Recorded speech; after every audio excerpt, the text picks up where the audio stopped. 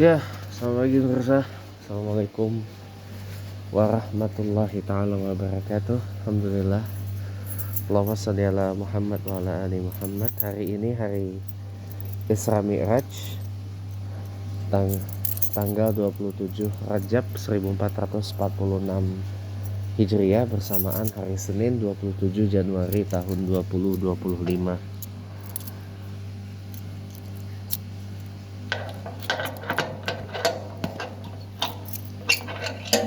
Ini boleh dibilang, maaf sebelumnya ya, kalau saya boleh jujur, ini boleh kita katakan sebagai apa? Quite very long holiday. Iya, karena apa ya? Indonesia ini negara yang terlalu baik kepada para pekerja, yaitu memberikan cuti ya. Hari ini hari libur Isra Mi'raj, besok tanggal 28 Januari cuti bersama Imlek, Rabu tanggal 29 tahun baru Imlek Kong Chili. Udah, Kamis Jumat masuk lagi, Sabtu Minggu ya libur. Iya, kurang baik apa coba? Kalau di kampung saya di UK, bahkan di US sekalipun, nggak ada yang begitu gitu. Orang pada gawe ya gawe aja wes, mana lo? Iya. Nah, tapi bukan itu yang mau saya bahas teman-teman. Yang mau saya bahas di sini adalah bantahan keras terhadap statement dari Ade Armando dan temannya, si siapa itu namanya, Kaila itu ya, yang punya channel YouTube Forbidden Questions gitu loh. Bahwa Al-Quran itu gak lagi relevan untuk masa sekarang. Konon katanya Al-Quran itu diturunkan pada pada keadaan orang-orang Arab pada saat itu.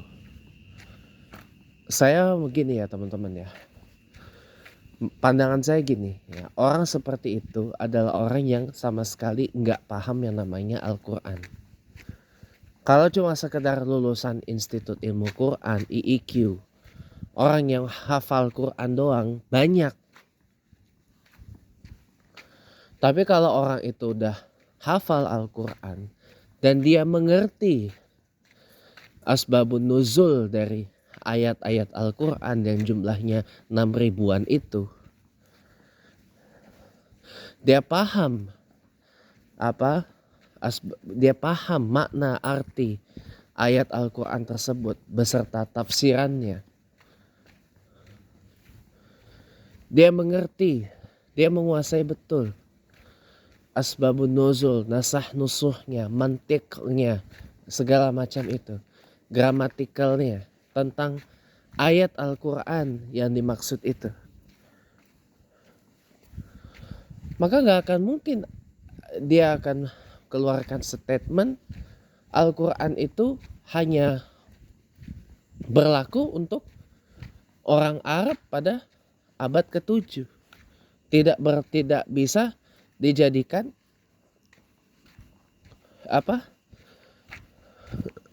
sumber untuk kehidupan masa sekarang.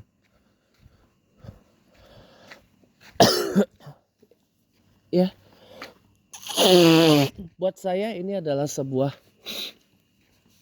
pemahaman yang salah kaprah gitu loh. Salah kaprah. Kenapa? Al-Quran itu diturunkan oleh Allah Subhanahu wa taala kepada Nabi Allah Muhammad sallallahu alaihi wasallam sebagai kitab suci penyempurna, paripurna dan penutup dari kitab-kitab suci sebelumnya yang tidak selesai ditulis. Apa yang termuat di dalam Taurat, di dalam Zabur, di dalam Injil, dimuat di dalam Al-Quran, ditegaskan lagi di dalam Al-Quran. Al-Quran itu tuntunan bagi umat manusia dan berlaku sepanjang masa. Adapun kalau merujuk kepada maksud dan konteks beberapa ayat-ayat Al-Quran yang tertentu terjadi pada saat pada saat perang, ya, bukan berarti lantas bisa diartikan ini sebagai perintah perang. Tunggu dulu, kalau dalam keadaan damai dalil tersebut gak berlaku, tapi kalau dalam keadaan perang ya itu berlaku. Jadi dalam memahami Al-Quran gak bisa hanya cuma dengan menghafal dengan mengambil terjemahannya saja. Ya gak bisa begitu.